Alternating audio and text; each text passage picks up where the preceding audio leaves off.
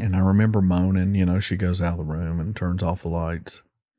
And I remember I'm laying there moaning and I'm crying and you can hear everybody else that was on that floor doing the same thing.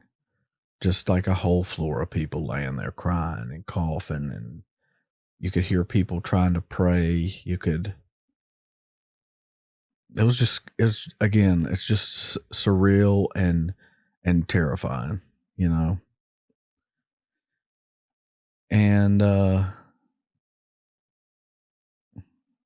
fall asleep, and that ends up being the thing I'm really here to talk about. So again, I'm kind of in and out, and you know what I'm saying.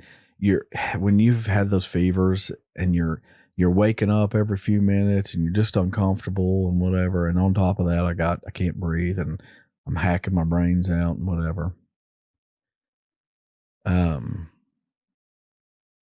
There's one little detail I had forgotten to mention, and that was a doctor had come in with Barbie. I can't remember his name at all, so I'm not even going to try.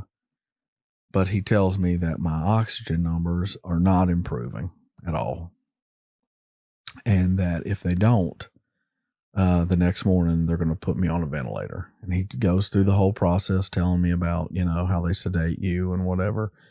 And I'm terrified of that, because I've known one person in my life that came off of a ventilator.